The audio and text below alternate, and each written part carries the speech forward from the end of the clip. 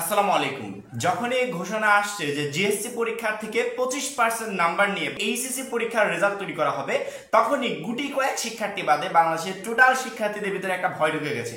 যদি জিএসসি থেকে 25% নাম্বার নেওয়া হয়, সেক্ষেত্রে প্রচুর পরিমাণ শিক্ষার্থী বিপদে পড়বে। কারণ কি, অনেক বছর আগে দেওয়া একটা পরীক্ষা, সেই পরীক্ষাতে অনেক শিক্ষার্থী খারাপ রেজাল্ট করেছে। তার মানে এই নয় যে এইচএসসিতেও সেই শিক্ষার্থীরা খারাপ রেজাল্ট করতো।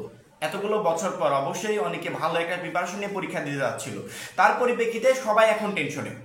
শিক্ষা বোর্ড যেহেতু বলেছে যে 25% নাম্বার নিয়ে আমরা এইচএসসি পরীক্ষার রেজাল্ট তৈরি করব, সেক্ষেত্রে একটা সম্ভাবনা আছে এমনটা হওয়ার। তারপরও আমরা শিক্ষা বোর্ডকে আমাদের ভিডিওর মাধ্যমে বারবার করে, যারা বলো যে ভাইয়া এত ভিডিও কেন দিচ্ছেন, আসলে এই ভিডিওগুলো দিচ্ছি বলেই তোমরা যে দাবিগুলো করো সেগুলো পূরণ হয়। ঠিক আছে, আমাদের এই ভিডিওগুলোর কারণে নিউজ মাধ্যমগুলো নিউজ করে, আমাদের এই ভিডিওগুলোর কারণে শিক্ষা বোর্ড পরবর্তীতে একটা সিদ্ধান্ত নিতে বাধ্য হয়। সেক্ষেত্রে আমার মনে হয় যে যার জায়গা থেকে স্বাধীনভাবে কাজ করা উচিত। তোমরা তোমাদের জায়গা থেকে পোস্ট করো, কমেন্ট করো, জানাও কি বিষয় কি করতে হবে।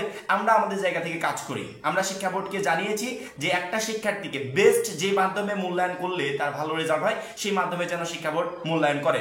যদি জিএসসি থেকে 25% নিয়ে এসএসসি রেজাল্ট তৈরি করা হয়, তাহলে রেজাল্টটা কিভাবে তৈরি হবে এই বিষয়ে কাল থেকে আজ অবধি আমরা এই বিষয়ে তথ্য অনুসন্ধান করেছি। যেহেতু পূর্ববর্তী কয়েকটা বোর্ড পরীক্ষার অভিজ্ঞতা আছে, পূর্ববর্তী বোর্ড পরীক্ষাগুলোতে এরকম হয়েছিল আগেও, সেই অভিজ্ঞতার আলোকে আসলে কি বলে জিএসসি থেকে 25% নিয়ে কিভাবে এইচএসসি রেজাল্টটা তৈরি করা হবে, সেই বিষয়টা আমি তোমাদেরকে এখন দেখাচ্ছি। আশা করি প্রত্যেকটা শিক্ষার্থী মনোযোগ সহকারে শুনবে এবং তার পরবর্তীতে তোমার সিদ্ধান্তটা যাচাই করে কমেন্টের নিচে কমেন্ট করে জানাবে যে আসলে এইটা হওয়া উচিত নাকি এই সিস্টেমটাকে পরিবর্তন করা উচিত। ঠিক আছে, এইচএসসি 24 পরীক্ষার রেজাল্ট সবার আগে পেতে চাইলে এখনই প্লে স্টোরে যাবে, প্লে স্টোরে গিয়ে সার্চ অপশনে গিয়ে সার্চ দিবে এইচএসসি রেজাল্ট 2024 লিখে সার্চ দিলে সবার উপরে এক নম্বরে যে অ্যাপসটা দেখতে পাচ্ছ, এই অ্যাপসটাকে ইনস্টল করবে। এই অ্যাপসে কোনো ধরনের কোনো অপেক্ষা ছাড়াই সবার আগে রেজাল্টটা সংগ্রহ করে বেরিয়ে আসতে পারবে। আমি ভিডিও ডেসক্রিপশনে লিংক দিয়ে রাখবো, চাইলে লিংকে ক্লিক করে অ্যাপসটা ডাউনলোড করে নিতে পারবে। প্রথমত বিজ্ঞান বিভাগের শিক্ষার্থীদেরকে বলছি, বিজ্ঞান গ্রুপের ক্ষেত্রে জিএসসি পরীক্ষার গণিত ও বিজ্ঞান বিষয়ে প্রাপ্ত নম্বর অর্থাৎ প্রাপ্ত গড় নম্বরের 25%, কোন বিষয়ে? গণিত ও বিজ্ঞান বিষয়ে জিএসসির। যেহেতু জিএসসি থেকে কিভাবে নেওয়া হবে এটা নিয়ে সবাই টেনশনে আছো। জিএসসির গণিত এবং বিজ্ঞান বিষয় এই দুইটা সাবজেক্টের প্রাপ্ত গড় নম্বরের 25% নিয়ে রসায়ন, উচ্চতর গণিত ও জীববিজ্ঞানের নম্বর নির্ধারণ করা হবে।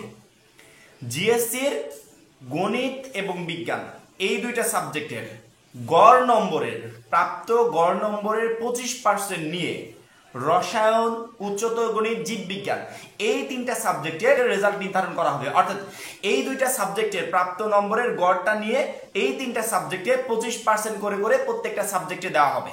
ঠিক আছে, যদি জিএসসি থেকে না হয় তাহলে সিস্টেমটা হবে এইভাবে। যারা বিজ্ঞান বিভাগের শিক্ষার্থীরা আছো তাদেরকে বলছি। এবার যারা ব্যবসা বিভাগের শিক্ষার্থী আছো তাদেরকে বলছি, ব্যবসা বিভাগের জিএসসি পরীক্ষা গণিত এবং বাংলাদেশ ও বিশ্ব পরিচয় এই দুইটা সাবজেক্ট থেকে 25% করে নিয়ে এইচএসসির ব্যবসা বিভাগের গ্রুপ ভিত্তিক যে সাবজেক্টগুলোর পরীক্ষা বাদ আছে, ওই পরীক্ষাগুলোর 25% করে করে দিয়ে নম্বর নির্ধারণ করা হবে। অর্থাৎ জিএসসির তোমার গণিত এবং বাংলাদেশ ও বিশ্ব পরিচয় এই দুইটা সাবজেক্টের নাম্বার থেকে 25% করে নিয়ে ব্যবসা বিভাগে এইচএসসির যেই গ্রুপ ভিত্তিক পরীক্ষাগুলো বাদ আছে, সেই প্রত্যেকটা পরীক্ষাতে 25% করে করে নাম্বার বসানো হবে। এবার আসি যারা মানবিকের শিক্ষার্থীরা আছো, মানবিকের শিক্ষার্থীদের ক্ষেত্রে ওই সেম সিস্টেম, গণিত এবং বাংলাদেশ ও বিশ্ব পরিচয় এই দুইটা সাবজেক্ট থেকে নাম্বার নিয়ে, গণিত, বাংলাদেশ ও বিশ্ব পরিচয় এই দুইটা সাবজেক্ট থেকে 25% নাম্বার নিয়ে তোমার এইচএসসির গ্রুপ ভিত্তিক যে সাবজেক্টগুলোর পরীক্ষা বাদ আছে ওরকম প্রত্যেকটা সাবজেক্টে 25% করে করে বসানো হবে। জিএসসি থেকে রেজাল্ট তৈরির সিস্টেমটা আসলে এইটাই। পরবর্তীতে আরেকটা প্রশ্ন, আমি গ্রুপ পরিবর্তন করেছি, গ্রুপ পরিবর্তনের ক্ষেত্রে কি হবে? দেখো, গ্রুপ পরিবর্তনের ক্ষেত্রেও সিস্টেমটা ওই একই কার্যকর। জিএসসি থেকে তোমার গণিত এবং বাংলাদেশ বিশ্ব পরিচয় ছিল, এই দুইটা সাবজেক্টের যে একটা গড় নাম্বার 25% করে নিয়ে তোমার যে সাবজেক্টগুলো চেঞ্জ হয়েছে, ঠিক আছে, ওই সাবজেক্টগুলো এসএসসির সাথে সমন্বয় করবে। সমন্বয় করার পরবর্তীতে ওইখান থেকে 75% করে নিয়ে 25% 75% এগুলো নিয়ে পরবর্তী যে পরীক্ষাগুলো তোমার বাতিল হয়েছে বা যেগুলো হয়নি ওগুলাতে নাম্বার নির্ধারণ করবে। জিএসসি অনুযায়ী যদি রেজাল্ট তৈরি হয় তাহলে এইভাবে আসলে শিক্ষা বোর্ড রেজাল্টটা তৈরি করবে। তবে এই যে রেজাল্ট তৈরির যে সিস্টেমটা, এই সিস্টেমটা যখনই প্রকাশ পেয়েছে, হাতে গোনা গুটি কয়েক শিক্ষার্থী বাদে প্রায় সংখ্যক শিক্ষার্থী বড়সড় আকারে একটা টেনশনে পড়ে গেছে যে যদি এরকম বোর্ডের রেজাল্টটা তৈরি করা হয় 25% নাম্বার মানে অনেক কিছু, তাহলে আমরা প্রচুর পরিমাণ শিক্ষার্থী খারাপ রেজাল্ট করব। আমি শিক্ষা বোর্ডকে আমি কালকেও বলেছিলাম আমার ভিডিওর মাধ্যমে আমি আজকেও বলছি, শিক্ষা বোর্ড যেন এমনভাবে রেজাল্টটা তৈরি করে যে বেস্ট মাধ্যমে একটা শিক্ষার্থী ভালো রেজাল্ট করতে পারে সেই মাধ্যমটা যেন দেখে। যেহেতু এই ব্যাচ টোটালি একেবারে বিপর্যস্ত, সেই প্রথম থেকে শুরু করে এখন এবার রেজাল্ট নিয়ে নতুন করে টেনশন শুরু হয়েছে।